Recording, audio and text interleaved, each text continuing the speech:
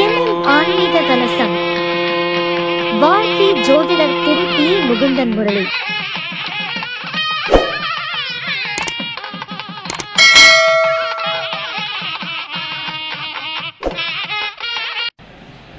ஐந்து கரத்தனை ஆனை முகத்தினை இந்தின் இளம்பிறை போலும் ஈற்றனை நந்தி மகந்தனை ஞானக் கொழுந்தனை புந்தியில் வைத்தடி போற்றுகின்றேனே.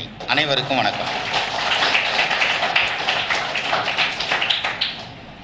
அதாவது ஜோசியத்தை சீரியஸாக கொண்டு போகிறதெல்லாம் இவங்க பேசிட்டு கடைசியில் சின்ன பிள்ளைகளெல்லாம் கூப்பிட்டு வந்து உட்கார வச்சு நீ சூரியன் சந்திரன் மேஷம் ரிஷபம்னு ஏதாவது பேசேன் பார்ப்பான் அப்படின்ற மாதிரி விட்ருக்காங்க. இது எப்படின்னா சவால் விட்ட மாதிரின்னு வச்சுக்கோங்களேன்.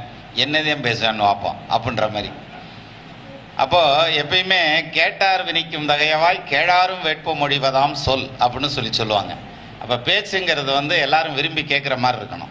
நம்ம ஜோசியர் மட்டுமே விரும்பி கேட்டுக்கிட்டு இருந்தோம்னாக்கா அப்புறம் வந்திருக்க பிள்ளைங்க இவங்க எப்போ ஜான்ட்ரி பாஸ் கொடுப்பாங்க, நம்ம வீட்டுக்கு போகலாம், நம்மளை கொண்டு வந்து உட்கார வச்சுருக்காங்க, ஆனால் என்னென்னமோ பேசுகிறாங்க, ஒன்றும் புரியலையே ஐயா, நமக்கு அறுத்துக்கிட்டே இருக்காங்க அப்படின்ற மாதிரியான ஒரு எண்ணம் தான் வரும். ஏன்னா நான் இப்படி பேசியிருக்கேன் ஸ்கூலில் உட்காந்து. அப்போ நம்மளை மாதிரி தானே அவனும் பேசுவான். அதனால் சின்ன பிள்ளைங்கள்லாம் வந்திருக்கிறதுங்கிறது ரொம்ப அதாவது மனசுக்கு மகிழ்ச்சி அளிக்கக்கூடிய விஷயம். இன்னும் கரெக்டாக சொல்லணும்னா நம்ம ஒரு பெரிய பில்டிங்கை பார்க்குறோம், அடேங்கப்பா எத்தனை தண்டியாக கட்டியிருக்கான் ஆச்சரியப்படுவோம். ஒரு பெரிய கூட்டத்தை பார்க்குறோம், எவ்வளோ கூட்டம் கூடியிருக்கு ஆச்சரியப்படுவோம். ஆனால் பூக்கள்லாம் இருந்ததுன்னு வைங்களேன் நிறையா, நம்ம பார்த்ததுமே நம்மளை அறியாமல் நமக்கு முகத்தில் சிரிப்பு வரும், புன்முறுவல் வரும் இல்லையா? அதுக்கு ஈக்குவலானது குழந்தைங்க. அவனுக்கு ஒரு கவலையுமே இருக்காது. இப்போ இவங்களுடைய பெரிய கவலை என்ன தெரியுமா? எப்போ என்ன கொடுப்பாங்கன்னு தெரில, என்னமோ கொடுப்பாங்கன்னு சொன்னாங்க, கொண்டு வந்து உட்கார வச்சுருக்காங்க, என்னமோ கொடுப்பாங்களாம்ல, என்ன கொடுப்பாங்கன்னு பார்க்கலாம்ன்றது என் கேள்வி. அவனுக்கு வேறு ஒரு டவுட்டுமே இருக்காது. அதே மாதிரி இவர்களுடைய பெரிய கவலை என்ன இருக்குன்னு சொல்லுங்கள் பார்ப்போம். நாளைக்கு வேறு ஹோம்ஒர்க் கொடுத்துருக்காங்க, நம்ம பண்ணாமல் போனால் வேறு அவங்க வேறு விரட்டிக்கிட்டு இருப்பாங்க, எழுதாமல் வேறு கிடக்கு, எப்போ போய் எழுதுறது அப்படின்ற மாதிரியான ஒரு எண்ணம் இருக்கும் இல்லையா? ஆனால் ஒரு விஷயத்தில் தப்பிச்சிட்டோம்டா, வீட்டுக்கு வந்ததும் கையை கால கழுவு, புஸ்தகத்தை எடுத்து படி, விளையாட போகாதன்னு வாங்க. இன்றைக்கி எங்கிட்ட கூப்பிட்டு வந்து உட்கார வச்சதுனால புஸ்தகம் எடுக்க வேண்டியதில்லை, போனதும் தூக்கம் வருதுன்னு சொல்லி படுத்துக்கிறலாம்ல அப்படின்ற மாதிரியான ஒரு எண்ணம் இருக்கும். அப்போ இந்த மிகச்சிறப்பான விடுதலை மீட்டிங்கை நடத்தி கொண்டு இருக்கக்கூடிய நம்ம முகுந்தன் முரளி ஐயாவுக்கு அவர்கள் சார்பாக நன்றியை சொல்லலாம், தப்பு இல்லை. ஏன்னா இன்னைக்கு படிக்கிறதுலேருந்து லீவ் இல்லை, அதனால. அப்போது இதில் தான் சொல்லுவாங்க, கல்விக்கான ஒரு இது அப்படின்னு எடுத்துக்கிட்டால் மற்ற எந்த தானம் கொடுத்தாலும் நமக்கு கொடுக்க தீரும். நம்ம வச்சுருக்கிறத எடுத்து கொடுத்தா தீரும். கல்வியை மட்டும் கொடுத்து பாருங்கள், தீரவே தீராது, கொடுக்க வளரும். இன்னும் சொல்லணும்னா அப்போது அந்த அதனால் அன்னசத்திரம் 1000 வைத்தல் ஆலயம் 10,000 நாட்டல் பின்னருள்ள தருமங்கள் யாவும் பெயர் விளங்கி ஒளிர ஆங்கோர் ஏழைக்கு எழுத்தறிவித்தல். எழுத்தறிவித்தவன் இறைவனாவான். தொலைதூரம் ஆகிய சீனா சென்றாயிலும் கல்வியை கற்றுக்கொள்ளுங்கள் அப்படின்னெல்லாம் சொல்கிறாங்க. இது நம்மளுக்கு புரியுது, அந்த பிள்ளைகளுக்கு புரியுமா? எவன்டா தாமஸ் ஆல்வா எடிசன் லைட்டை கண்டுபிடிச்சது, எவன்டா புவியீர்ப்பு விசையை கண்டுபிடிச்சது, சும்மா இருந்திருக்கலாமே. அல்ஜிப்ரா வாத்தியார் வர்றப்பெல்லாம் நல்லாத்தான் வர்றான், ஆனால் அவன் பேச ஆரம்பித்ததுக்கப்புறம் தான் ஒன்றுமே புரிய மாட்டேங்குது, பெல்லடிக்கிறது மட்டும்தான்ப்பா அப்புறம் புரியுது எங்களுக்கு அப்படின்ற மாதிரியான ஒரு பாயிண்ட் இருக்கும்.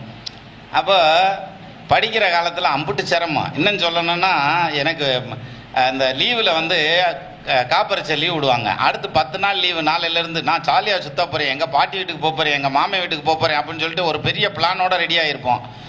அந்த கடைசி நாள் மணி அடிக்கையில் வகுப்பு வாத்தியார் சொல்லுவார், டேய் வரையில் எல்லாரும் கொஸ்டினுக்கு ஆன்சர் எழுதிட்டு வந்துடணும், தொலைச்சிட்டான்டா, முடிஞ்சு வச்சுரா லீவு, அத்தனையும் காலிடா, கொஸ்டினுக்கெல்லாம் பதில் எழுதிட்டு வாங்க அப்படின்னாக்க என்ன செய்கிறது, இருக்கிற லீவையும் தொலைச்சி விட்டாங்களே அப்படின்ற மாதிரி. ஏன்னா நமக்கு எழுதிக்கலாம் இன்னும் 10 நாள் இருக்குது, இன்னும் 8 நாள் இருக்குது, இன்னும் 7 நாள் இருக்குது, இப்படியே சொல்லிட்டு கடைசி நாள் வரையில் நாளைக்கு தானே கேட்பாங்க பார்த்துக்கலாம் அப்படின்னா. ஆனால் உட்காந்து எழுதுனோம்னா 10 நாள் கழிச்சு எழுத்தே வராது, நமக்கு பெரிய சிரமமாக இருக்கும். அதே மாதிரி இந்த முழு பரீட்சை லீவ் விட்டுட்டு பள்ளிக்கூடம் போவோம் பாருங்கள், என்னமோ ஃபாரினுக்கு போகிற மாதிரியே இருக்கும் நமக்கு, ஏதோ புதுசாக எங்கேயோ ஒரு இடத்துக்கு போகிற மாதிரி, போன பள்ளிக்கூடத்துக்கே தான் போவோம், ஆனால் பயங்கரமாக இருக்கும் அந்த மாதிரியான ஒரு அமைப்பு. அப்போது அந்த குழந்தைகள் பருவம் இருக்குது பார்த்தீங்களா, சிறகடிச்சு பறக்கிற பருவம்னு சொல்லுவாங்கள்ல, இதில் என்ன ஒரு பியூட்டினா நம்ம எல்லாருமே அதை கடந்து தான் வந்திருப்போம். இப்போ எங்கள் ஸ்கூலில் நான் படித்தது திண்டுக்கல்லில் எம்எஸ்பி ஸ்கூலில் படித்தேன். அங்கே வந்தவங்கெல்லாம் என்ன சொல்லுவாங்கன்னா, இந்த ஸ்கூல் இருக்கக்கூடிய தரத்தையும் இதனுடைய டீச்சிங்கையும் பார்க்குறப்ப நானும் மீண்டும் குழந்தையாகி இதே ஸ்கூலில் படிக்க மாட்டோமா என்ற ஏக்கம் இருக்கிறது. இதை வர்ற பேச்சாளர்கள் எல்லாருமே பேசுவாங்க. அப்போ நாங்கள் கீழே உட்காந்துக்கிட்டு தான் சொல்கிறது, இதான் எங்களுக்கு தெரியுமே, வர்றவன்லாம் எத்தனை பேசுகிறான் அப்படின்ற மாதிரி. அப்போ அதே மாதிரி தான் இப்போ இந்த பிள்ளைய நினைக்கும், எல்லாம் சிறகடித்து பறக்கிறது கவலை இல்லாத பருவம் அப்படி இப்படிங்கிறாங்க. எனக்கு இருக்க கவலை எனக்கு மட்டும்தான் தெரியும், எம்பிட்டு டென்ஷனில் இருக்கேன் தெரியுமா நான் அப்படின்ற மாதிரியான பாயிண்டில் இருப்பாங்க. என்ன காரணம்னா, நம்ம அதை கடந்து வரையலாம் நமக்கு தெரியாது. பிரச்சனை என்னென்னா, நம்ம ஒன்றாப்பு படிக்கலை, இந்த ஆனா போட்டுருவோம், ஈனா போடுறதுக்கே அது இமாலய சாதனையாக இருக்கும். என்ன காரணம்னா, கொசன்னே கிறுக்கின மாதிரி இருக்கும், ஆனால் ஈ வரும். எப்படா இருக்கிறது நம்மளும். நான்லாம் வந்து இந்த அதிரசத்துக்கு முறுக்கு சுற்றுவாங்கல்ல, இந்த இப்படி சுற்றிட்டு அப்படியே ஈன்னு இழுத்து விட்டுறது மேலே. அந்த ஈ வந்து கொஞ்சம் பெரிய லெவலில் சிரித்த மாதிரி இருக்கும், ரொம்ப ஈன்னு இருக்கும், அதாவது சின்ன ஈய அப்படி இருக்கும். அப்போது இந்த அந்த படிக்கிறப்ப பார்த்தீங்கன்னா, ஆனா ஊனா எழுதுறது அறிவிலி அட்டையை படிச்சுட்டு வர்றதுங்கிறதே பெரிய விஷயமா இருக்கும்.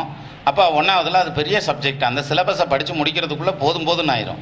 ஆனால் ரெண்டாவது போனதுக்கப்புறம் அதை விட கூடுதலாக படிக்க சொல்லுவாங்க. அப்போ ரெண்டாவது படிக்கிறப்ப சொல்லுவாங்க, அது எங்கள் ஊரில் மாரியம்மன் திருவிழா நடக்கும், மாசி மாதம்தான் மாரியம்மன் திருவிழா வரும், கரெக்டாக முழு பரிச்சை டைமில் வரும். அப்போ அந்த வாத்தியார் வந்து சொல்லுவார், டேய் மாரியம்மே எங்கேயும் போகாது, திருவிழா எங்கேயும் போகாது, ஆனால் நீ இங்கேயே உட்காந்துருவேன், அதனால் மாரியம்மன் திருவிழாக்கெல்லாம் போயிடாதீங்க, போய் வேடிக்கை பார்த்துடாதீங்க, ஒழுங்காக உட்காந்து படிங்க, படித்தா தான் ஜெயிக்க முடியும், அடுத்த வருஷம் அடுத்த வகுப்புக்கு போய்க்கலாம், அடுத்த வருஷமும் மாரியம்மன் திருவிழா வரும் அப்படின்ட்டுருவார். சரின்ட்டு நானும் மாங்குன்னு உட்காந்து படித்து கோயிலுக்கெல்லாம் போகக்கூடாது, வாத்தியார் சொல்லியிருக்காரு, வாத்தியார் சொல்ல நான் கரெக்டாக கேட்பேன். அப்போ படித்து கிடிச்சு அந்த வருஷம் பாஸ் பண்ணியாச்சு, போயாச்சு. அடுத்த வருஷம் முழு பரிச்சை வரும்ல, அந்த வாத்தியார் வந்தார், டே மாரியம்மன் திருவிழா வருஷம் வரும், அவர் ஆரம்பித்தார். ஆனால் பரிச்சை வருஷம் வராது, இந்த வருஷம் விட்டுட்டா அவ்வளோதான், அடுத்த வருஷம் போய்க்கலாம் மாரியம்மன் கோயிலுக்கு பார்த்துக்க அப்படின்னு. சரி ரைட் அப்படின்னு சொல்லிட்டு இந்த வருஷமும் படிச்சிருவோம்னு படித்தா, அதுக்கு அடுத்த வருஷமும் மாரியம்மன் திருவிழா வருது, அதுக்கு அடுத்த வருஷமும் வாத்தியார் வர்றார். சரியா, நான் எப்போ படிக்கிறத விட்டு நின்னா அப்போத்தான் அவங்க கம்முன்னு இருந்தாங்க, இன்னும் பிரச்சனை இல்லைப்பா அப்படின்ற மாதிரி இது. அப்போது அந்த ரெண்டாவது படிக்கிறப்ப பார்த்தீங்கன்னா நமக்கு அவ்வளோ கஷ்டமாக இருக்குது. அஞ்சாவது படிக்கிறப்ப பாருங்கள், இங்கிலீஷ்லாம் படிக்க சொல்கிறாங்கப்பா. நான் படிக்கிறப்ப மூணாவதுல தான் இங்கிலீஷ் அறிமுகமாகும், அஞ்சாவதுல இங்கிலீஷை படிக்க சொல்லுவாங்க, பார்த்து படிக்க சொல்லுவாங்க. நமக்கு இங்கே தமிழே தகராறில் இருக்குது, இங்கிலீஷில் எங்கடா போய் படிக்கிறதா அப்படின்ற மாதிரி திணறிக்கிட்டு இருப்போம். இப்போ பிள்ளைங்கள்லாம் இந்த ரெண்டாவது மூணாவது படிக்கிற பிள்ளைங்கள்லாம் இங்கிலீஷ் பேசுகிறத கேட்டால் ரொம்ப ஆச்சரியமாக இருக்குது.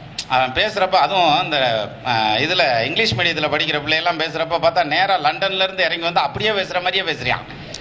அப்போ நமக்கு வந்து ஆண்டு பார்க்குற மாதிரி தான் இருக்குது. எப்படின்னா, நம்ம வந்து நமக்கு தெரிஞ்சது என்னது, வீட்டில் வடை சுடுவோம்ல, வடைனாக்கும் வடைன்னு பேர் வச்சாத்தான் தெரியும், அது எல்லா டிசைன்லையும் இருக்கும், எல்லா சைஸ்லையும் இருக்கும். ஆனால் இவங்க வர்றதுங்கிறது வந்து ஆரிய பவான் வடை மாதிரி அப்படி ரவுண்டாக கரெக்ட் ஷேப்பில் வர்றாங்க இல்லையா, ரொம்ப ஆச்சரியமாக இருக்கும் பேசுகிறத கேட்டால், அப்படி பேசுகிறாங்க. அப்போது ஒரு வகுப்பு முடியலை, அடுத்த வகுப்பில் போனதுக்கப்புறம் அந்த வகுப்பு பார்த்திங்கன்னா ரொம்ப ஈஸியாக இருக்கும். அஞ்சாப்பு படிக்கிறவனை கேளுங்க, ரெண்டாப்பு ரொம்ப ஈஸியாக இருந்துச்சு, ஒன்றாவது ரொம்ப ஈஸியாக இருந்துச்சு. அப்போ பத்தாப்பு படிக்கிறவனை கேளுங்க, அஞ்சாப்பு ஈஸியாக இருந்துச்சுமா. 12வது படிக்கிறவனை கேளுங்க, 10வது ஈஸியாக இருந்துச்சுமா. ஆனால் அதே மாதிரி தான் சார் ஜோதிடத்தில் அறிமுக நிலை படிக்கிறவங்களை கேளுங்க, அதுவா ஜோசியமாடி நான் விவரம் தெரியாமல் உள்ளே வந்து என் கடைசியில் என்ன இம்புட்டு கொடுத்து படிக்க சொல்கிறாங்க, அது என்னென்னமோ படிக்க சொல்கிறாங்க, நமக்கு மனசுலேயும் நிற்க மாட்டேங்குது அப்படிம்பாங்க. அதே இது நம்ம படிச்சிடறோம், ஓரளவுக்கு ராசியை படிச்சிடறோம், நட்சத்திரத்தை படிச்சிடறோம், இது அதென்ன யோகம் கரணம், இப்போ அதான் ஆஃபீஸில் உட்காந்து பேசிகிட்டு இருக்கல சொன்னார். அதாவது இவர் இந்த கரணம் அவர் அந்த கரணம் அப்படின்னு பேசிட்டு இருந்தாங்களா, அப்போ தான் நான் சொன்னேன், எனக்கு குட்டி கரணம் தான் தெரியும், வேற ஒரு கரணமும் தெரியாது அப்படின்னு. ரைட்டா? அப்போ அது மாதிரி நம்ம படித்ததுக்கப்புறம் சார் நீங்கள் ராசி சக்கரத்தை பார்த்து பலன் சொல்கிறதுக்கு ஓரளவுக்கு வந்திருப்போம். வந்ததுக்கப்புறம் நவாம்சமும் இருந்தால் தான் கரெக்டான பலன் வரும் அப்படிம்பாங்க. சரி, நவாம்சத்தை பார்த்து பலன் சொல்லலான்னு ஆரம்பிச்சிருப்போம். நவாம்சத்தை பார்த்து பலன் சொன்னதுக்கப்புறம் இன்னொருத்தர் வந்து சொல்லுவார், இங்கே வர்க்க சக்கரத்தில் தான் பூரா மேட்ரு இருக்குது தெரியுமா உனக்கு, அது மட்டும் தெரிஞ்சுன்னு வச்சுக்கேன், நீ தலகுலாக பதில் சொல்லலாம், தூக்கத்தில் எழுப்பி கேட்டால் கூட சொல்லலாம் அப்படிம்பாங்க. சரி, அப்படித்தான் இருக்குதாக்குன்னு வர்க்க சக்கரத்தை படித்து முடிச்சதுக்கப்புறம் தான் தெரியும் நம்ம ஒன்றுமே படிக்கலைன்னு இன்னும். சரியா? ஏன்னா கல்வி கரையில கற்பவர் நாள் சில மெல்ல நினைக்கின் பிணிபல அப்படிங்கிறாங்க. அப்போ கரையில்லாத கல்வி கற்றவர்கள், அப்பேற்பட்ட கல்வி, அதாவது ஜோசியத்துக்கான ஒரு ஸ்பெஷல் என்னென்னா, இந்த பிள்ளைகளாவது கொஞ்ச நாளில் படித்து முடிச்சிருங்க, வேலை வெட்டிக்கெல்லாம் போயிடும். இந்த ஜோசியாரை வந்து படிக்க ஆரம்பித்தான்னா அவன் வாழ்நாள் வரைக்கும் படிச்சுக்கிட்டே தான் இருக்கணும். ஒன்றும் வேண்டியதில்லை. நமக்கு முன்னால் ஐயா உட்காந்துருக்காரு, அவர் வயசை பாருங்கள், எவ்வளோ வயசாச்சு, அவரை கேளுங்க. நான் ஜோசியத்தில் எல்கேஜி தான் படிச்சிருக்கேன் பாரு, அவ்வளோதையும் படிச்சிருப்பார். நம்ம அவ்வளோதையும் படிக்கவே முடியும். அப்படிலாம் பார்த்தா நான்லாம் அரிச்சுவடி தான் போட்டிருப்பேன், ஆனாத்தையும் போட்டு வச்சுருப்பேன் ஜோசியத்தில். அப்போது அவ்வளோ பெரிய ஒரு வாஸ்ட் சப்ஜெக்ட். ஆனாலும் ஜோசியாரன் பூரா நல்ல மனுஷனாக இருப்பாங்க, மனசு நல்லா இருக்கும், எல்லாரும் நல்லா இருக்கணும்னு நினைக்கக்கூடிய அந்த தன்மை இருக்கும் நம்மள்கிட்ட. இப்போ பாருங்கள், முரளி முகுந்தன் வந்து ஒரு பெரிய டெக்ஸ்டைல் கம்பெனி அதிபர் அல்லது மில்லு ஓனர் அல்லது பஸ் ஓனர், அதெல்லாம் ஒன்றும் கிடையாது. ஆனால் ஒரு 2 பிள்ளைகளுக்காவது பேனா வாங்கி கொடுக்கணுங்கிற ஒரு எண்ணம் வருது பாருங்க, அந்த எண்ணம் மற்றவனுக்கு வராது. ஆமாம், ஆனால் சிலருக்கு வரும். யாருக்கு வரும்? ஒரு அறக்கட்டளை வச்சு பிள்ளைகளுக்கெல்லாம் ஹெல்ப் பண்ணுறோம், நாங்கள் இந்த ஹெல்ப் பண்ணதன் வழியாக இத்தனை லட்சம் செலவு பண்ணோம்னு கணக்கு எழுதிருவேன்.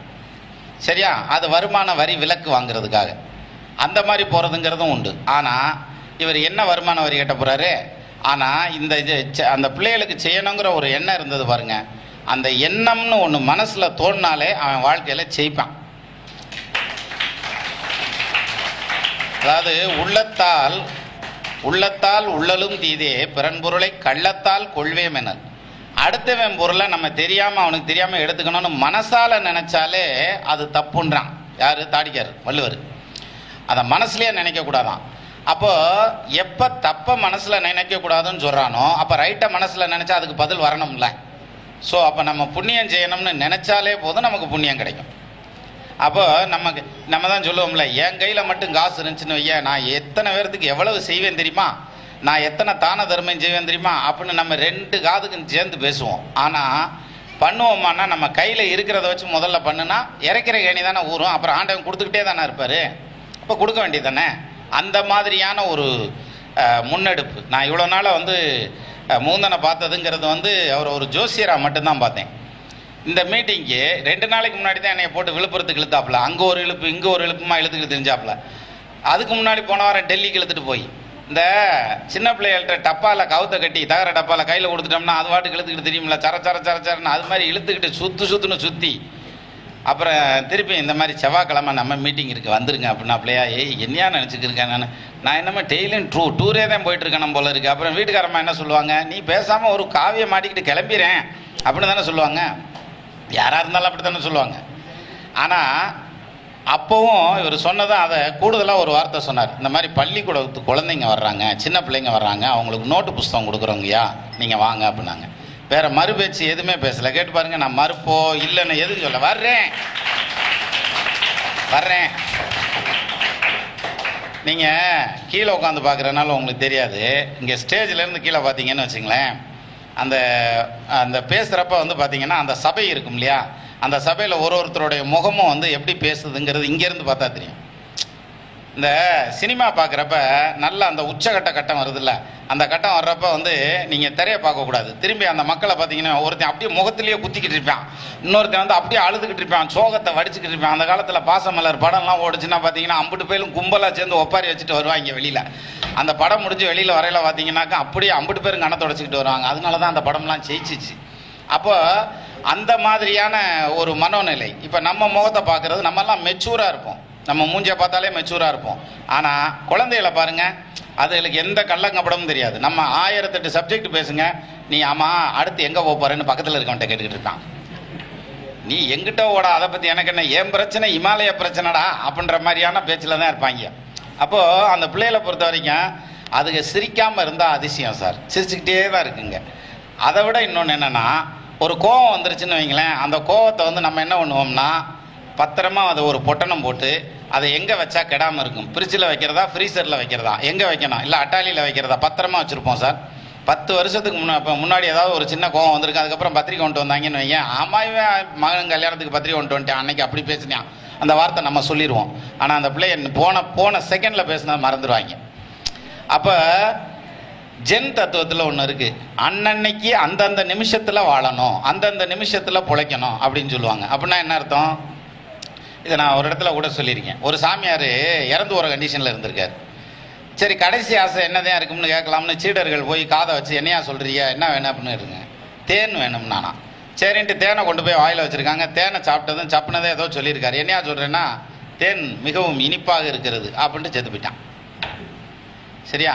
தேன் இனிப்பாக இருக்கிறதுன்னு இவர் சொல்லாட்டி எங்களுக்கு தெரியாதா? அப்படின்னா அதில் என்ன விஷயம்னா, அந்த தேனை வாயில் வச்சதை அது ருசிக்குது பார்த்தீங்களா? அந்த ருசிக்கிறதுங்கிறத அந்த கடைசி செகண்ட் வரைக்கும் அனுபவிச்சிருக்கான் பாருங்க. அதுதான் வாழ்க்கை. சரியா? நமக்கு கொடுத்துருக்க ஒரு நாளும் வாழ்க்கை சார். அதாவது ஒரு நாளும் ஒரு கொடை.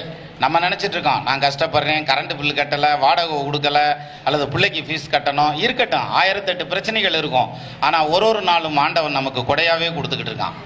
அப்போது நம்மளால் இவ்வளோ ஃப்ரீயாக இருக்க முடியாது. அந்த பிள்ளைங்க அந்த இடத்துல ஃப்ரீயாக இருக்குதுங்க. ஆனால் சிக்கல் என்னென்னா, இவங்களுக்கு இப்போ இது புரியாது. இதை கடந்து வந்ததுக்கு அப்புறம் தான் புரியும், கிட்டத்தட்ட நம்மளை மாதிரியே. சரியா? அப்போது கடந்து வந்ததுக்கப்புறம், இப்போ சார் ஒன்றும் வேணாம் சார், கல்யாணம் பண்ணதுக்கப்புறம் இப்போ ஒருத்தனை கேட்குறானா, ஒரு ரீல்ஸ்லேயே அதுலேயே பார்த்தேன் நான், ஒருத்தன்ட்ட கேட்டிருக்கான், ஏப்பா நீ எந்த சாமியை கும்பிடுவ அப்படின்னு. நான் பிள்ளையாரத்தையும் கும்பிடுவேன் அவனு. கல்யாணத்தை என்ன இவன் கேட்டிருக்கான், நீ எந்த சாமியை கும்பிடுவேன்? நான் பிள்ளையார். கல்யாணத்துக்கு முன்னாடி கேட்குறியா கல்யாணத்துக்கு பின்னாடி கேட்குறியான்னு. சரி, கல்யாணத்துக்கு முன்னாடி எதை கும்பிடுவா, பின்னாடி எதை கும்பிடுவா அப்படின்ட்டுருக்கான். கல்யாணத்துக்கு முன்னாடி பிள்ளையார் தான் கும்பிடுவேன்னு. அப்புறம் கல்யாணத்துக்கு அப்புறம் அதை ஏன்டா கேட்குற, நான் கும்பிடாத சாமி இல்லைடா அப்படின்னு இருக்கான். ஏன்னா அவ்வளோ சீப்பட்டிருக்கான், சிரமப்பட்டிருக்கான். அது மாதிரி அந்த பிள்ளைங்க வந்து நம்ம கல்யாணம் பண்ணியிருக்கோம் எல்லாருமே. கல்யாணத்துக்கு அப்புறம் எவ்வளோ ரெஸ்பான்சிபிலிட்டியை ஏற்றுக்கிட்டு நிற்கிறோம் இல்லையா? எவ்வளோ பொறுப்புகளை ஏற்றுக்கிட்டு நிற்கிறோம். ஆனால் அந்த பிள்ளைகளுக்கு தெரியுமா, கல்யாணத்துக்கு முன்னாடி நம்ம எவ்வளோ ஜாலியாக இருந்தோம் இல்லையா? அது மாதிரி தான் இந்த பிள்ளைங்க. அது வாட்டுக்கு சந்தோஷமாக சிரித்து பேசிக்கிட்டு இருக்கு. ஆனால் ஒரு நாளும் கடந்து போய்கிட்டே இருக்குது அதுகளுக்கு இல்லையா? அப்போது எதையாவது ஒன்று நோக்கி நம்ம ஓடிக்கிட்டே இருக்கோம் சார். எதிர்காலத்தை நினச்சி ஓடுறோன்னு ஓடிக்கிட்டே இருக்கோம். விவேகானந்தர் வந்து சிக்காகோ சொற்பொழிவுகளில் பேசினதை வந்து ஒரு 18 வால்யூம் போட்டிருக்காங்க. அதில் அந்த மொதல் வால்யூமில் ஒரு இடத்துல, நான் இப்போ இது விழுப்புரம் போகல ட்ரெயினில் படிச்சுட்டு போனேன். அதில் மொதல் வால்யூமில் ஒரு இடத்துல போட்டிருக்கார், பிரமாதமாக போட்டிருக்காங்க. என்ன, பிள்ளைகளுடைய மனம்ங்கிறது விலாசமான மனம். அதாவது அதுகளுக்கு என்னன்னு தெரியாது, பிளைனாக இருப்பாங்க. அது வந்து பிளைன் ஹார்ட் டிஸ்க் மாதிரி. அந்த ஹார்ட் டிஸ்கில் எதை ஏற்றணும் அப்படிங்கிறது நம்ம ஏற்றக்கூடாது, அவங்களா ஏற்றுவாங்க. அதில் இன்னும் குறிப்பாக சொல்லணும்னா, நியூட்டன் வந்து புவியீர்ப்பு விசையை கண்டுபிடிக்காததுக்கு முன்னாடி புவியீர்ப்பு விசை இல்லையா, இவர் தான் கண்டுபிடிச்சி நட்டு வச்சுட்டு போனாரானா இல்லை, அது ஏற்கனவே இருந்ததை இவங்க கண்டுபிடிச்சிருக்காங்க. அப்படின்னா அவர் சிந்தனையில் அது தெரிய வந்திருக்கு. அப்போ ஒரு திரையாக விளக்கிக்கிட்டே வந்தோம்னா ஒரு பொருள் தெரிஞ்சுக்கிட்டே வரும். அந்த திரையை விளக்க நமக்கு ஒன்றா அறிஞ்சிக்கிட்டே வருவோம். அதுக்கு பேர் தான் அறிவு அப்படின்னு சொல்கிறான். அப்போ நிறையா திரையை விளக்குனவன் அறிவாளி. நம்ம 2 திரையை மட்டும் விளக்கிட்டு நின்னோம்னா நம்ம அதை விட புத்திசாலி. நம்ம எந்த திரையும் விளக்காமல் நான் திரையை விளக்குவேன்னு சொல்லிக்கிட்டே இருந்தோம்னா நம்ம பிளாஸ்டிக் வாலி, அறிவாளி கிடையாது. அது மாதிரியான அமைப்பு. அப்போது அந்த பிள்ளைங்க வந்து அதை கற்றுக்கிறதுக்கு அந்த திரையை விளக்குறாங்க பார்த்தீங்களா? அந்த திரையை விளக்குறதுங்கிறதுக்கு நம்ம நின்று உதவி தான் பண்ணணுமே தவிர, மற்றபடி அந்த பிள்ளைகளுக்கு வந்து நம்ம ஊட்டக்கூடாது, திணிக்கக்கூடாது நம்மளுடைய கருத்துக்களை. அந்த பிள்ளைய நெஞ்சிலையோ மனசுலையோ, ஈவன் அவர் என்ன சொல்கிறாருன்னா, கடவுளை கூட திணிக்காத, அவன் உணரட்டும், அவன் உணரையில் அவன் அதை தெரிஞ்சுக்கிட்டு அவன் பாட்டுக்கு வந்துடுவான் அப்படின்ற மாதிரியான ஒரு பாயிண்ட்டை சொல்கிறார். இது ஒரு பக்கம். இன்னொன்று, இந்த பிள்ளைகளுக்கு நம்ம கொடுக்குறோம் இல்லையா, கொடுக்குறப்ப கொடுக்குறவங்க கை உயர்ந்தும் வாங்குறவங்க கை தாழ்ந்தும் இருக்கும் அப்படிங்கிற மாதிரியான ஒரு பாயிண்ட்டு. இதை வந்து நம்ம நினைப்போம், ஆனால் அந்த பிள்ளைகளுக்கு அதெல்லாம் தெரியாது. திருக்கை வழக்கம்னு சொல்லுவாங்க, எப்பயுமே கொடுத்து பழகணும், இப்படி வாங்கி பழகக்கூடாது அப்படின்னு சொல்லுவாங்க. அதனால தான் என்ன பண்ணுவாங்கன்னா, பத்திரிக்கை கொடுக்குறப்ப அல்லது ஒரு காணிக்கை கொடுக்குறப்ப, நம்ம இந்த இது மொய்யெல்லாம் வைக்கிறப்ப ஒரு தட்டில் பணத்தை வச்சு பழத்தை வச்சு அதை தூக்கி இப்படி கொடுப்பாங்க, நீங்கள் வாங்கிக்கங்க, இதை எடுத்துக்கங்க அப்படின்னு கொடுப்பாங்க. அப்படி தான் கொடுப்பாங்களே தவிர நம்ம அவங்க கை கீழே போகக்கூடாதுங்கிறதுக்காக. ஆனால் நம்ம பிள்ளைகளுக்கு இந்த உதவி கொடுக்குறோம் அப்படின்னாக்கி, என்னை பொறுத்த வரைக்கும் இது உதவியே இல்லை சார். நம்மளுடைய பெருந்தன்மையை காமிச்சிக்கிறதுக்கு அந்த பிள்ளைய நமக்கு ஒரு சான்ஸ் கொடுக்குதே தவிர அதுதான் உதவி. அவங்க தான் சான்ஸ் கொடுத்துருக்காங்க நமக்கு. இந்த பிள்ளைய தான் சான்ஸ் கொடுத்தோம், நம்ம உதவி பண்ணலை.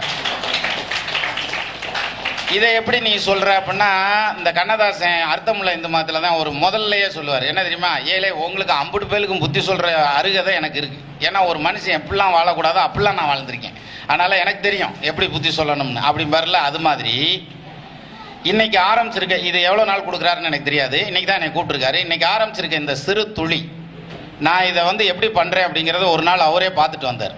நானுமே இதை பண்ணிட்டு தான் இருக்கேன். அதாவது விளம்பரத்துக்காக சொல்லலை, எதுக்காக சொல்கிறேன் அப்படின்னா, அந்த பிள்ளைகளுக்கு கொடுக்குறப்ப கிடைக்கிற அந்த சந்தோஷம் இருக்குது பாருங்க. அடாடா, இன்னும் வந்து நம்ம மேடையில் வந்து தமிழ் விழா அப்படிங்கிறது இவ்வளோ ஜோசிய மீட்டிங்கில் பேசியிருக்கேன், இத்தனை மேடையில் பேசியிருக்கேன். ஜோசியத்துக்குன்னு ஒரு மாநாடு போக்குவரத்து நான் எதுவுமே போட்டது கிடையாது. இப்போ கூட உட்காந்து பேசிக்கிட்டு இருந்தோம். நீங்கள் மாநாடே போடலை, வேணாமியா, எனக்கு அந்த விசப்பரிச்சை, எனக்கு அந்த பூசாரி வட்டம் வேணாம், பொங்கச்சோறும் வேணாம்ன்ற மாதிரியான கண்டிஷனில் தான் இருந்தேன். ஏன்னா நம்மால் வந்து எதுனாலும் புளிய பிடிக்கிறேன்னு பரப்பிட்டுருவாப்புல, நமக்கு எதுக்கு வேண்டாம் வம்பு. ஆனால் நான் தமிழ் விழா நடத்துகிறேன். அந்த தமிழ் விழாவில் பார்த்தீங்கன்னா இந்த பிள்ளைங்க தான் வருவாங்க, சின்ன சின்ன பிஞ்சுகள் தான் வருங்க.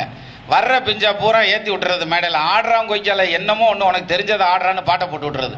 அவங்க ஆடையில் அவங்கள்ட்ட கிடைக்கிற சந்தோஷம் இருக்குது பாருங்க. தான் பிள்ளைய மேடை ஏற்றி விட்டு அந்த பிள்ளைய ஆடையில் அந்த பெற்றோர்கள் பார்த்து அதிசயிக்கிற சந்தோஷம் இருக்குது பாருங்க. நம்ம சேனலில் என்ன இருக்குது, ஒரு பொண்ணு ஆடுது. எங்கள் மாமதுரை என்ன மாமதுரை வைகை நதியா மச்சான் ரெடின்னு ஒரு பாட்டு, பிரமாதமான பாட்டு. அதுக்கு அந்த பிள்ளை ஆடுது. அவங்க அம்மா எதிர்த்தாப்புல சேரில் உட்காந்து அதுவும் அபிநயம் பிடிச்சது, அதுவும் ஆடுது. இங்கே ஸ்டேஜில் அந்த பிள்ளை ஆடுது, இந்த பக்கம் அவங்க அம்மா ஆடுது. நான் என்ன பண்ணேன், நான் இப்போ சொன்னேன் பார்த்தீங்களா, சினிமா பார்க்கல, பின்னால் திரும்பி பார்க்கணும், அது ரொம்ப கவனமாக இருக்கணும். அப்போ திரும்பி பார்க்கல, அந்த அம்மா ஆடுறதை பார்த்ததுமே அப்படியே அதை வீடியோ கேப்சர் பண்ணேன், மொபைலில் கேப்சர் பண்ணி இம்மிடியேட்டாக அப்படியே ஏற்றி விட்டேன் நம்ம வாட்ஸ்அப் குரூப்பில். பாருங்கள், அம்மா ஆடுனதை பாருங்கள், புள்ள ஆடினது ஒன்றும் பெரிய விஷயம்ல, அவங்க ஆத்தாலே கீழே உட்காந்து ஆடுது அப்படின்னு. தான் ஆடாவிட்டாலும் தன் சதையாடும் அப்படின்றாங்க இல்லையா, அது மாதிரி அந்த அம்மா ஆடிச்சு. அப்போது தம்மில் தம்மக்கள் அறிவுடைமை மண்ணுலத்து மானுயிர்க்கெல்லாம் இது. நான் நம்மளோட நம்ம பிள்ளைய புத்திசாலியாக இருக்கிறது ரொம்ப பெரிய விஷயம். அப்போது ஒரு ஐயா வந்து இதெல்லாம் கொடுக்கறதுங்கிறது மிக போற்றத்தக்கது, வரவேற்கத்தக்கது, எல்லாம் சரி. ஆனால் என்னை பொறுத்த வரைக்கும் இதுகளுக்கு சும்மா கொடுக்காம ஒரு சின்ன போட்டி மாதிரி, ஒரு ட்விஸ்ட் மாதிரி வச்சு எல்லாத்தையும் கொடுத்துடலாம், அதில் மாற்றுக்கிறதே இல்லை. ஆனால் சும்மா ஒரு போட்டி மாதிரி என்னத்தையா ஒன்று வச்சு ஒரு கொஸ்டின் கேட்டு ஒரு குயிஸ் கேட்டு என்னத்தையா ஒன்று பண்ணணும். அப்போ வந்தால் அவங்கள சும்மா அனுப்பக்கூடாது, அவங்கள அப்படி தூண்டி விடணும். எப்போவுமே பாடம் நடத்தல பார்த்தீங்கன்னா, ஸ்கூலில் பாடம் நடத்துகிறப்ப, ஏன் நம்ம ஜோசிய கிளாஸ் நடத்துகிறப்ப அந்த பேச்சாளர் பேசிக்கிட்டே இருந்தாங்கன்னு வச்சுங்க, அப்படியே தூங்கிக்கிட்டே அப்படியே உட்காந்துருப்பாங்க, அப்படியே சொக்கிற மாதிரி இருக்கும். வேறு ஒன்றும் இல்லை. அதாவது லக்கணம் 1ஆம் இடம் உயிர் ஸ்தானம், 9ஆம் இடம் தகப்பனார். அப்போ அவங்க அப்பாவுக்கு அதுலேருந்து 9ஆம் இடம் போ, அவங்க அம்மாவுக்கு 9ஆம் இடத்துலேருந்து 4ஆம் இடம் வா, அம்மாவுடைய தாத்தாவுக்கு 4ஆம் இடத்துலேருந்து 9ஆம் இடம் போ. அப்படின்னா அப்படி சர்ருன்னு சக்கரம் சுற்றி கடைசியில் தலை சுற்றி சொத்துன்னு விழுந்துருவான்.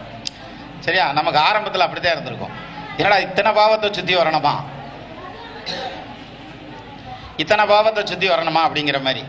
அப்போ அந்த அளவுக்கு நமக்கு கிருது போயிடும். அப்போ என்ன பண்ணணும் அப்படின்னா, பாடம் எடுக்க டக்குன்னு ஒரு கொஸ்டின், 9ஆம் இடம் யாரை குறிக்கும் அப்படின்னா அப்படி டக்குன்னு அலாட் ஆவாங்க.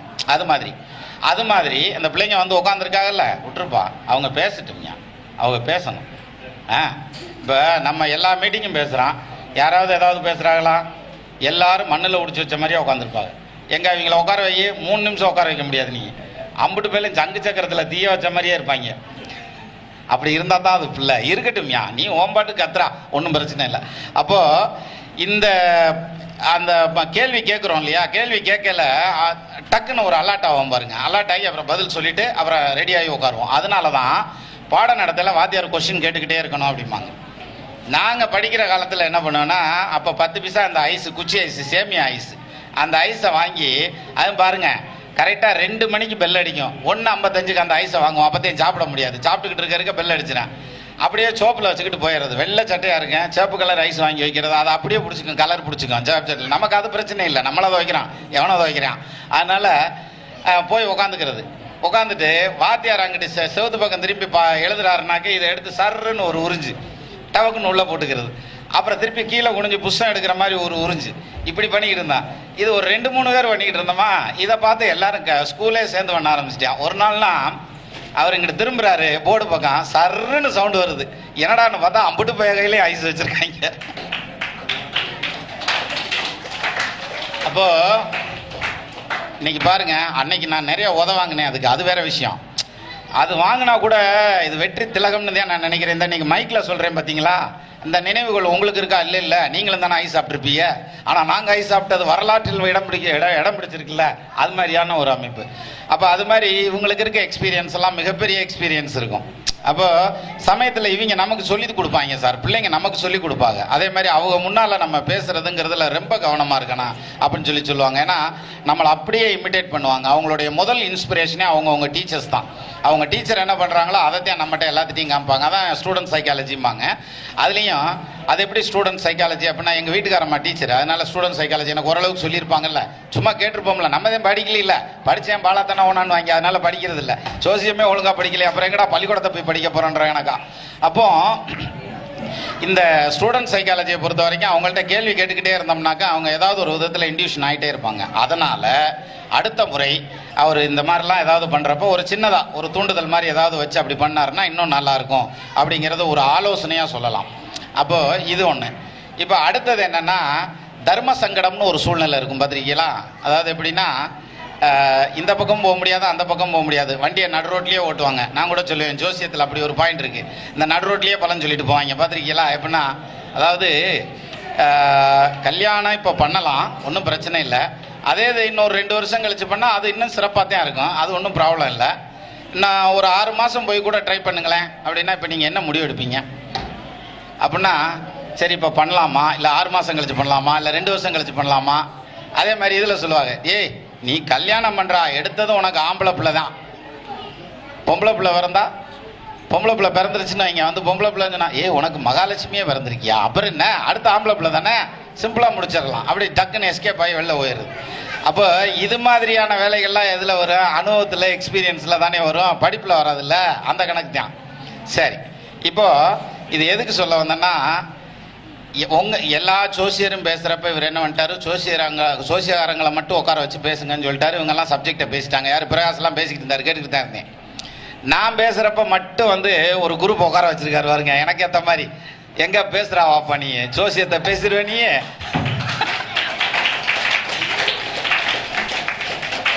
ஜோசியத்தை பேசிடுவே நீ, பேசுனாத்தான் எங்களுக்கு என்ன புரிஞ்சிருமா அப்படின்ற மாதிரி. அவன் என்ன பண்ணுவான், இல்லை எப்படினாலும் வந்து உக்காந்துட்டான், இவங்க என்ன மாதிரி செய்வாங்க, ஏதோ கொடுக்குறேன்றாங்க, எப்படினாலும் கொடுத்துட்டு தான் போவாங்க, அதனால் அது வரைக்கும் கொஞ்சம் நேரம் வெயிட் பண்ணுவான். ஆமாம் இவன் எப்போத்தையும் முடிப்பேன், இப்படியே பேசிக்கிருக்கேன், எல்லாரும் சிரிக்கிறாங்க, நமக்கு ஒன்றும் புரிய மாட்டேங்குதுன்ற கண்டிஷனில் இருப்பான்.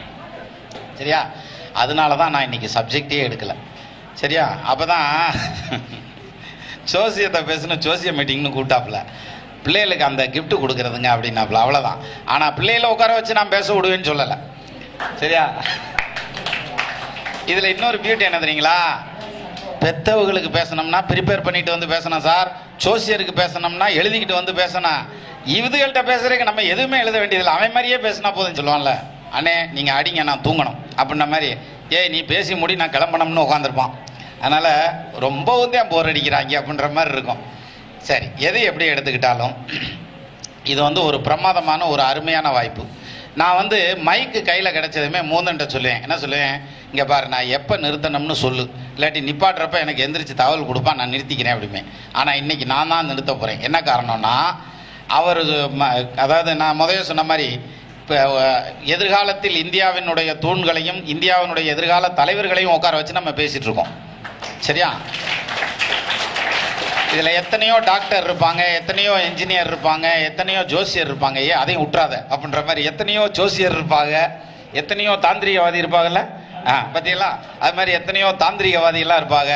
அப்போ அவங்கள நம்ம வெயிட் பண்ண வைக்கக்கூடாது. நம்ம வேணால் வெயிட் பண்ணலாம், நம்ம 10 மணி வரைக்கும் கூட பேசிகிட்டு இருக்கலாம். ஆனால் அந்த பிள்ளைகளை ரொம்ப நேரம் வெயிட் பண்ண வைக்கக்கூடாது. அதனால் இந்த இனிய விழா, அதாவது உண்மையிலேயே எனக்கு ரொம்ப சந்தோஷமாக இருக்குது. எத்தனையோ ப்ரோக்ராமுக்கு என்னை கூப்பிட்ருக்காப்புல மூந்தன். அப்போது அந்த கல்யாண மண்டபத்துக்கு வெளியிலேருந்து வேஷம் கட்டியெல்லாம் கூப்பிட்டு போவார். கரகாட்டக்காரனுக்கு போனதான் ஆட போகிறேன் பாரு, ஸ்டேஜில் ஏறிங்கிற மாதிரி கிரீடமெல்லாம் வச்சு அந்த பூரண கும்பம்லாம் கொடுத்து அப்படி கூட்டிகிட்டுலாம் போவார். அப்படி கூப்பிட்டு போகிறத பார்த்தோம்னா நம்மளுக்கே பிரமாதமாக இருக்கும். அட்டேங்க அப்போ போனது நம்மளும் ஒரு குத்துப்பாட்டுக்கு ஆடிடுவோங்கிற மாதிரியே போவோம் ஸ்டேஜுக்கு. அந்த மாதிரி இருந்தால் கூட அன்னைக்கு இல்லாத சந்தோஷம் அன்னைக்கு அல்லது அப்படி வச்சுக்குவோம், அதை விட பிரம்மாண்டமான சந்தோஷம் இந்த பிள்ளைய முன்னால் என்னை கொண்டு வந்து நிப்பாட்டினாப்புல பாருங்க. அதுதான். ஸோ அந்த வகையில் நமக்கு எல்லாத்துக்கும் இன்னைக்கு காண கிடைக்காத அற்புதம் அப்படின்னு எடுத்துக்கிட்டா, சார் இத்தனை பிள்ளைய பேச எங்கே சார் பார்த்தீங்க, கடைசியாக பிள்ளைய கொண்டு போய் ஸ்கூலில் விட போனால் கூட கேட்டுக்கிட்டே அறிக்கை விட்டு வந்துடுவோம்ல. இப்போ போய் ப்ரேயரில் பார்த்தா தானே பார்க்க முடியும், இத்தனை முகத்தை நம்ம எங்கே பார்க்க முடியும், இங்கே தான் பார்த்துருக்கோம். அத்தனை மொட்டுக்கள் மலர்ந்துருக்கு. இப்பேற்பட்ட அருமையான வாய்ப்பை நம்ம எல்லாத்துக்கும் கொடுத்த மூந்தனுக்கு மீண்டும் ஒரு முறை கரவொலி கொடுத்துடலாம்.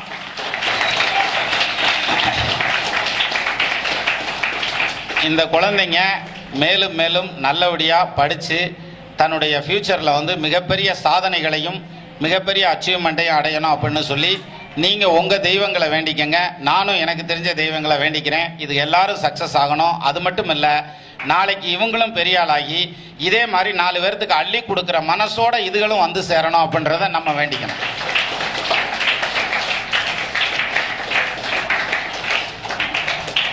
அதனால் இப்படியே பேசிக்கிட்டே இருந்தோம்னா இவன் கை தட்ட ரொம்ப நேரம் பேசுவான் போல இருக்குடா அப்படின்ட்டுருவாங்க. அதனால் மீண்டும் நம்ம இன்னொரு நல்ல சந்தர்ப்பத்தில் சந்திக்கலாம். ரொம்ப டைம் எடுத்துடக்கூடாது. அந்த பிள்ளைகளை காலகாலத்தில் அனுப்பிச்சி வைக்கணும். இன்னும் சாப்பிடாம கொள்ளாமல் கூட வந்திருக்குங்க. இந்த ஒரு அரிய வாய்ப்பை நல்கிய நம்ம மகரிஷி முரளி மோகன் ஐயா அவர்களுக்கு மிக்க நன்றி. நமது நண்பர்கள் அனைவரும் ஆள் போல் தலை தழைத்து அருகது போல் வேரூன்றி மூங்கில் போல் கிளை கிளைத்து முதியாமல் வாழ்ந்திருக்க வாழ்கவென வாழ்த்தி அமைகிறேன். நன்றி, வணக்கம்.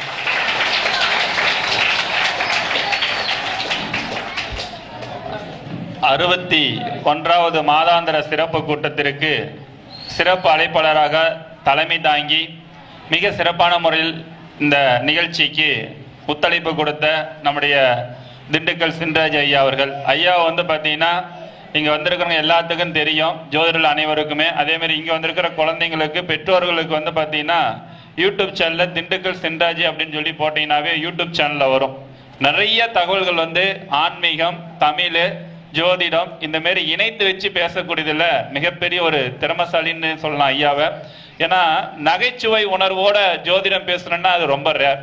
வெறும் சப்ஜெக்டை மட்டும் சீரியஸாக பேசிட்டு போகக்கூடிய ஒரு விஷயத்துல யாரையும் தூங்க விடாம, யாரையும் பக்கத்தால் இருக்கிறவங்கள பேச விடாம கரெக்டான முறையில் கொண்டு போறதுல மிகப்பெரிய ஒரு அற்புதமான ஒரு மனிதர் ஐயா அவர்கள் வந்து முதல் முறையாக இந்த மாதாந்திர சிறப்பு கூட்டத்திற்கு கூப்பிட்டுருக்கிறேன். ஏன்னா இது வரைக்கும் ஆண்டி விழாக்கு மட்டும்தான் வருஷம் இன்னைக்கு வரைக்கும் கூப்பிட்டு சிறப்பு செஞ்சுட்டு இருக்கிறதுல முதல் முறையாக மாதாந்திர கூட்டம். ஏன்னா ஐயா சொன்னார், நோட்டு புத்தகங்கள் குழந்தைங்களுக்கு எத்தனை வருஷம் கொடுத்துட்டு இருக்குன்றது.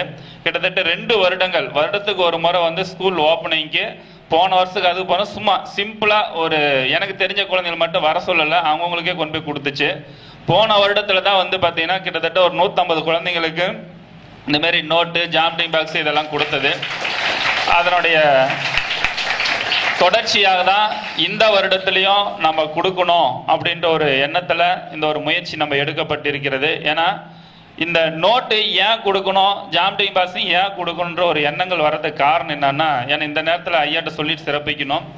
நான் படிக்கும்பொழுது 8வது படிக்கும்போது 9வது படிக்கும்போது இந்த ஜாமெட்ரி பாக்ஸ் இல்லாமல் ஸ்கூலுக்கு 1 வாரம் லீவ் போட்டேன். இந்த ஜாமெட்ரி பாக்ஸ் இல்லாமல் போனால் திட்டுவாங்க, இது இல்லாமல் நம்ம எப்படி படிக்கிறதுன்றது அந்த ஒரு நோக்கம். எப்பயுமே இந்த ஜாமெட்ரி பாக்ஸ் நம்ம படிக்கக்கூடிய குழந்தைங்க வருடத்துக்கு நம்மளால முடிஞ்ச அளவுக்கு நம்முடைய மாணவருடைய ஒத்துழைப்போடு, பெரிய மாணவருடைய ஒத்துழைப்போடு நம்ம இதெல்லாம் கொடுக்கணும் அப்படின்றதுக்கோசரம் தான் இந்த எண்ணங்கள் உதயமானது.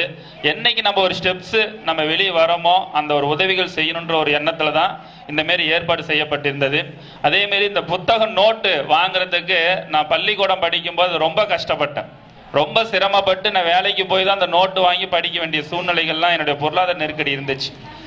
அதனால வந்து இன்னைக்கு வரக்கூடிய குழந்தைங்களுக்கு அந்த ஒரு என்னால் முடிஞ்ச அளவுக்கு இந்த ஒரு முயற்சி எடுத்து இந்த குழந்தைங்களுக்கு இதெல்லாம் வரக்கூடாது அப்படின்ற ஒரு எண்ணத்துக்கோசரம் தான் நம்மளால முடிஞ்ச ஒரு 4 புத்தகம், ஜாமெட்ரி பாக்ஸு, ஸ்கேலு, இப்போ நான் கொடுக்கக்கூடிய ஒவ்வொரு பொருளுமே எனக்கு நான் படிக்கும்போது எனக்கு கிடைத்ததுக்கு ரொம்ப ரொம்ப கஷ்டப்பட்டது. அந்த நிலைமை வந்து வரக்கூடிய சந்ததிகளுக்கோ வரக்கூடிய காலகட்டத்தில் வரக்கூடாது அப்படின்றதுக்கோசரம் தான் இந்த மாரி ஒரு முயற்சி எடுத்திருக்கிறேன். அதனால இந்த மாதத்துல வந்து ஐயா வந்து பார்த்தீங்கன்னா முன்னாடி தான் விழுப்புரம் வந்தாரு, அதுக்கு முன்னாடி டெல்லி. இந்த மாதிரி தொடர்ந்து அவருடைய ஷெட்யூல்டு ப்ரோக்ராம்ல வந்து பார்த்தீங்கன்னா இந்த மாதிரி நான் கூப்பிட்ட அழைப்புதலுக்கு உடனே சரின்னு சொல்லிட்டு இந்த மாரி ஒரு நிகழ்ச்சிக்கு வந்ததுக்கு முதல்ல நான் வந்து ஐயா அவர்களுக்கு மனமார்ந்த நேரத்தில் நன்றியை தெரிவித்துக் கொள்கின்றேன். ஏன்னா நிகழ்ச்சிக்கு வரணும் அப்படின்னா ஃபர்ஸ்ட் அவங்களுடைய பொருளாதாரத்தை பார்த்துட்டு தான் அடுத்த முயற்சி பண்ணுவாங்க. ஆனா இந்த இடத்துல வந்து எத்தனையோ பேர் இருக்கலாம், கூப்பிட்டா வருவாங்க. ஆனா இந்த இடத்துல வந்து நான் ஏன் திண்டுக்கல் சின்ராஜ் அவர் இந்த வருடத்தில் நான் தேர்ந்தெடுக்கப்பட்டதுக்கு காரணம் என்னன்னா, நான் ஐயாவுடைய சென்ற ஆண்டு மாநாட்டிற்கு நான் சென்றிருந்தேன். அப்ப தமிழ் இலக்கியம் அப்படின்றது ஒரு விஷயத்துக்கும் குழந்தைங்களுக்கு ரொம்ப முக்கியத்துவம் கொடுத்த ஒரு விஷயம் வந்து பார்த்தீங்கன்னா, எனக்கு தெரிஞ்ச வரைக்கும் தமிழ்நாட்டில் எந்த ஒரு ஜோதிடருமே அந்த முயற்சி எடுக்க மாட்டோம். மாநாடு முடிக்கிறாங்களா, மற்றதை பார்க்குறாங்களா, அதோட சரி. ஆனால் வளரக்கூடிய ஐயா சொன்னார் பாருங்க, வரக்கூடிய தலைவர்கள், வரக்கூடிய இந்திய சமுதாயத்தில் வந்து உருவாக்கக்கூடிய ஒரு மிகப்பெரிய ஒரு ஒவ்வொருத்தரும் ஒரு ஜாம்பவானில் கூட வரக்கூடிய ஒரு அமைப்பாற்றல் இன்னைக்கு யாருக்கும் தெரியாது. ஆனால் நாளைக்கு பெருசானதுக்கு அப்புறம் தான் தெரியும். அந்த மாரி ஒரு உணர்வோட செய்யக்கூடிய ஒரு நபராக ஐயா அவர்கள் இருந்திருக்கிறாரு. அதனால முதலில் ஐயா அவர்களுக்கு இந்த நேரத்தில் மனமார்ந்த ஒரு நன்றியை தெரிவித்துக் கொள்கின்றேன் இங்கே வருகை புரிந்ததற்கோசரம். ஐயா அவர்களுக்கு அடுத்தபடியாக பொன்னடை போற்றி சந்தனமாலை அணிவித்து சிறப்பு செய்ய இருக்கின்றோம். உங்களுடைய கைத்தட்டல் உற்சாகத்தோடு.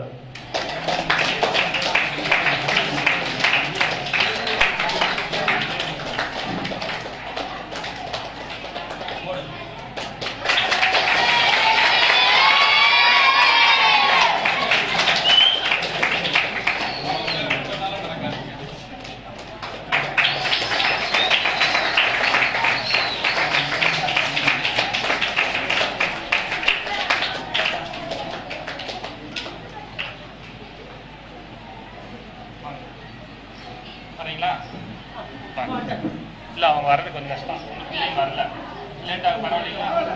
சரி, ஓகே, மகிழ்ச்சி. இந்த நிகழ்வுக்கு மிக ஒத்துழைப்பு கொடுத்த காலையிலிருந்து நிறைய பேச்சாளர்கள் ஜோதிடத்தில் கலந்து கொண்டு சிறப்பித்தார்கள். இந்த ஏற்பாடு வந்து பார்த்தீங்கன்னா எங்கள் மகரிஷி ஜோதிட ஐயா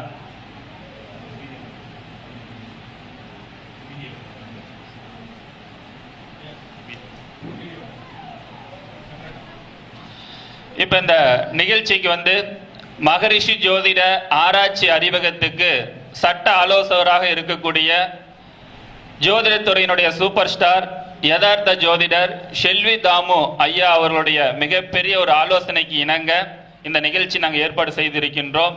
அது மட்டும் இல்லாமல் இந்த நோட்டு, புத்தகங்கள், ஜாமெட்ரி பாக்ஸு இது எல்லாமே வந்து பார்த்தீங்கன்னா இது என்னுடைய ஒரு முயற்சி மட்டும் இல்ல, என்னோட படிக்கக்கூடியது, எங்கிட்ட படிக்கக்கூடிய மாணவ மாணவிகளுடைய முழு ஒத்துழைப்பு இதுல கொடுத்திருக்கிறாங்க. முதல்ல அவங்களுக்கு மனமார்ந்த ஒரு நன்றியை தெரிவித்துக் கொள்கின்றேன்.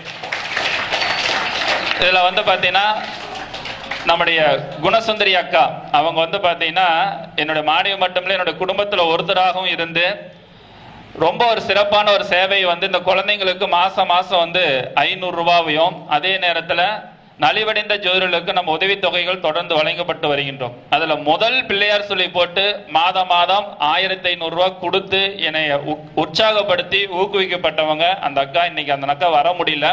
அவங்க அது மட்டும் இல்ல, இன்னைக்கு நோட்டு 50 குழந்தைங்களுக்கு 50 நோட்டு, பேனா, ரூல் பென்சில் இதெல்லாம் வாங்கி கொடுத்துருக்குறாங்க. அதனால முதலில் அந்த அக்காவுக்கு மனமார்ந்த ஒரு நன்றி இந்த நேரத்தில் தெரிவித்துக் கொள்வோம்.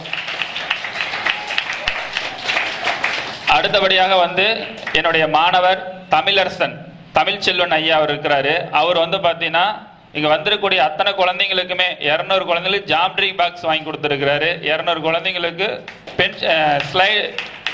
ஸ்கேல் வாங்கி கொடுத்துருக்கிறார். ஸோ இதெல்லாம் வந்து ஒரு பெரிய ஒரு விஷயம்.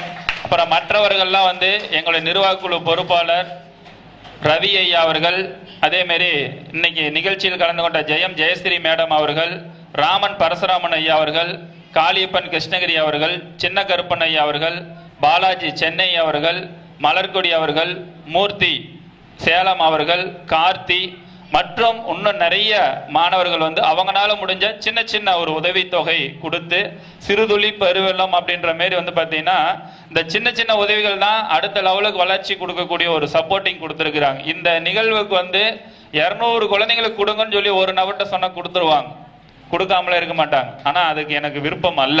பல பேர்த்தோட ஒரு உதவியும் பல பேர்த்தோட தம்மையோட கொண்டு வந்து இதை கொடுக்கணும் அப்படின்றதுக்கோசரம் தான் இந்த ஒரு முயற்சி எடுத்திருக்கிறோம். இந்த வருடத்துல ஒரு 200 குழந்தைங்களுக்கு கொடுப்பதற்கு ஏற்பாடு செய்யப்பட்டு இருக்கின்றது. அடுத்த வருடங்கள் இதை விட இன்னும் அதிகமாக கொடுக்கணும். அந்த அளவுக்கு எங்களுடைய நிர்வாகக்குழு பொறுப்பாளர்கள் எல்லாருமே மிக ஒத்துழைப்பு கொடுத்து கொண்டு வருகின்றார்கள். அதே மாதிரி எங்களுடைய மகரிஷி ஜோதிட ஆராய்ச்சி அறிவித்தினுடைய பொறுப்பாளர்கள் லோகநாதன் ஐயா அவர்கள், மணிமுருகேசன் ஐயா அவர்கள், குணகர் ஐயா அவர்கள், ஜெகநாதன் ஐயா அவர்கள், மற்ற ஏனைய பொறுப்பாளர்கள் எல்லாருமே இதுக்கு ஒரு முழு ஒத்துழைப்பு கொடுத்து இதை மிக சிறப்பான முறையில் நடைபெற வேண்டும் என்று நிறைய முயற்சிகள் எடுத்திருக்கிறார்கள். அவர்களுக்கும் இந்த நேரத்தில் மனமார்ந்த ஒரு நன்றியை வாழ்த்தி தெரிவித்துக் கொள்கின்றேன். சரி, இப்போ இவ்வளோ நேரம் வரைக்கும் இந்த சிறப்பான உரை ஆற்றியாச்சு. ஏன்னா குழந்தைங்க நிறையா வந்துகிட்டே இருப்பாங்க இதுக்கப்புறம் வெளியிருந்து வர்றவங்கலாம். அதனால் இதில் நான் சொல்கிற மாரி கரெக்டாக கொஞ்சம் ஒத்துழைப்பு கொடுத்தீங்கன்னா ஈஸியாக எல்லாருமே ஒவ்வொருத்தரும் நீங்கள் வாங்கி கொள்ளலாம். முதலில் வந்து பார்த்தீங்கன்னா 1ஆவதுலேருந்து 5ஆவது வரைக்கும் படிக்கக்கூடிய குழந்தைகளுக்கு, 1ஆவதுலேருந்து 5ஆவது வரைக்கும் படிக்கக்கூடிய குழந்தைங்களுக்கு ஃபர்ஸ்ட் கொடுத்துடலாம். அப்புறமேட்டுக்கு ஒவ்வொரு குழந்தைங்களுக்கும் நம்ம கொடுக்கறதுக்கான முயற்சிகள் நம்ம ஏற்பாடு செஞ்சுக்கலாம். அதனால வெளியே இருக்கிறவங்க யாரோ 1ஆவதுலேருந்து 5ஆவது வரைக்கும் இருக்கிற குழந்தைகள் யாரா இருந்தீங்கன்னா கொஞ்சம் கை தூக்குங்க. 1ஆவதுலேருந்து 5ஆவது வரைக்கும் 1ஆவதுல இருந்து 5ஆவது வரைக்கும் இருக்கிறவங்க அப்படியே எந்திரிச்சு இந்த பக்கம் வந்து இல்லைங்க. டேய் 1ஆவதுல இருந்து 5ஆவது வரைக்கும் இருக்கிறவங்க மட்டும் தான் எந்திரிக்கணும், வேற யாரும் எந்திரிக்க கூடாது.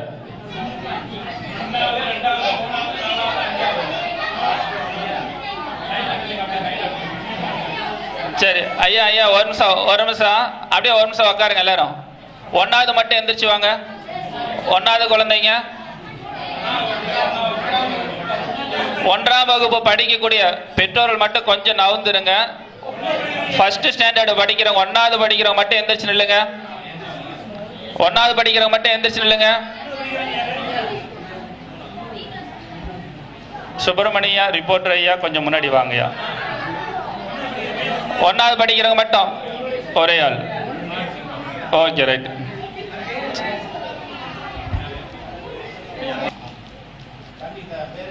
தர்ஷன்.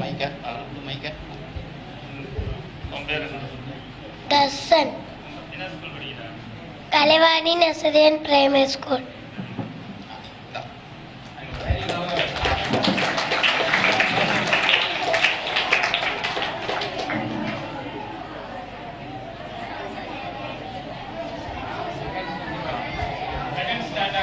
அடுத்தது 2ஆம் வகுப்பு செகண்ட் ஸ்டாண்டர்டு 2ஆம் வகுப்பு எந்திரிச்சு நில்லு. வாங்க வாங்க.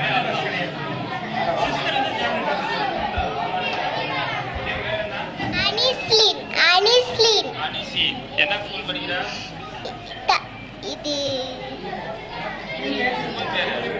தமிழ் படியும். சும்மா தான் கொடுப்பீங்கன்னு நினைச்சேன், கேள்வியெல்லாம் கேட்குறீங்க. நீங்க தானே கேள்வி கேட்டு கொடுக்க சொன்னீங்க.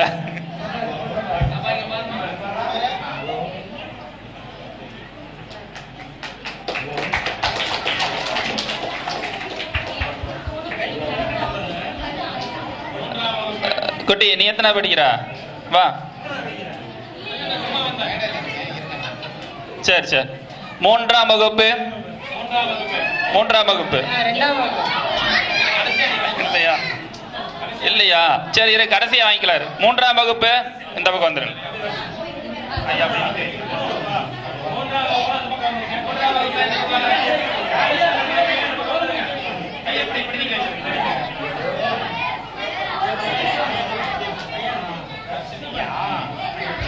தர்ஷினி ஆவரங்காடு. தர்ஷினி ஆவரங்காடு.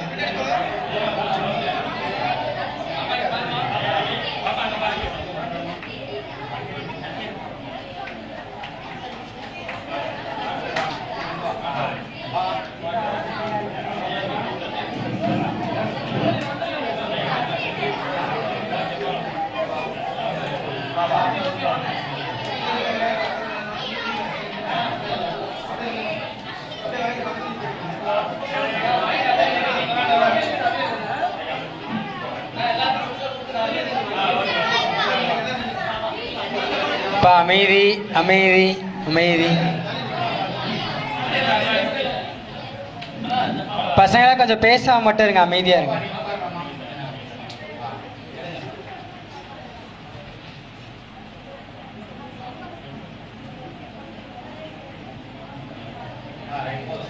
அடுத்து 4ஆம் வகுப்பு மாணவர்கள். 4ஆம் வகுப்பு ஃபோர்த் ஸ்டாண்டர்ட் ஸ்டூடெண்ட்ஸ். அவனுக்கு ஒன்று கொடுத்துருங்க. வாடங்க. 4ஆம் வகுப்பு மாணவர்கள் fourth students coming from stage.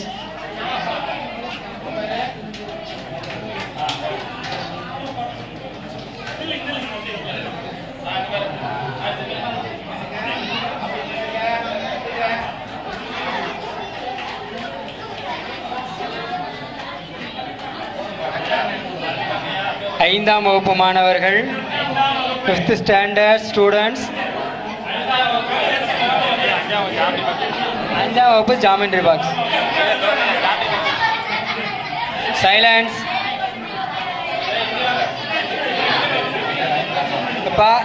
அமைதி. சைலன்ஸ்.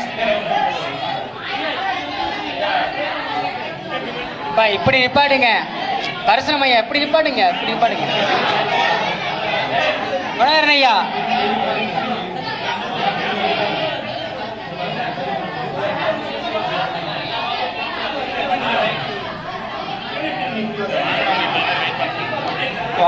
எப்பா நோட் புக் வாங்கினா கொஞ்சம் வெயிட் பண்ணுங்க, குரூப் ஃபோட்டோ எடுக்கணும். இப்போ 5ஆம் வகுப்பு மாணவர்களுக்கு நோட் புக் வழங்கப்படுகிறது. கொஞ்சம் அமைதியாக இருங்க தம்பிகளா.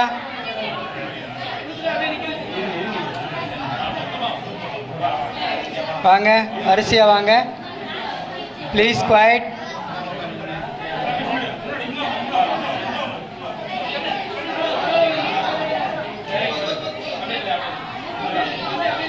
ஐந்தாம் வகுப்பு மாணவர்கள் யாராக இருந்தால் வந்துடுங்க.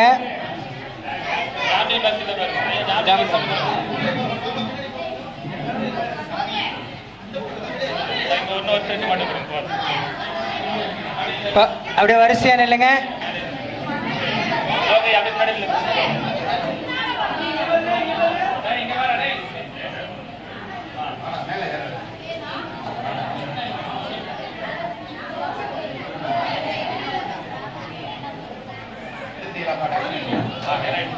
நெக்ஸ்ட் 6th ஸ்டாண்டர்ட் 6ஆம் வகுப்பு மாணவர்கள்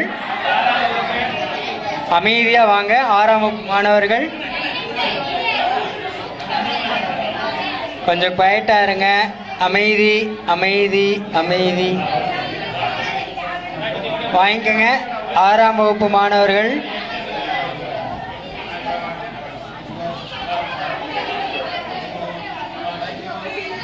ஆறாம் வகுப்பு மாணவர்கள்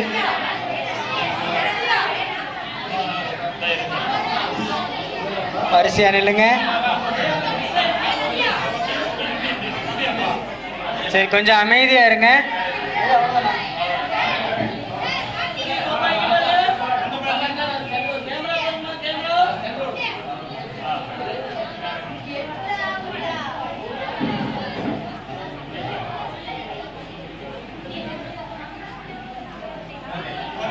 அடுத்து 7ஆம் வகுப்பு மாணவர்கள்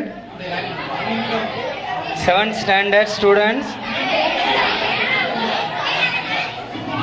7th ஸ்டாண்டர்ட் ஸ்டூடெண்ட்.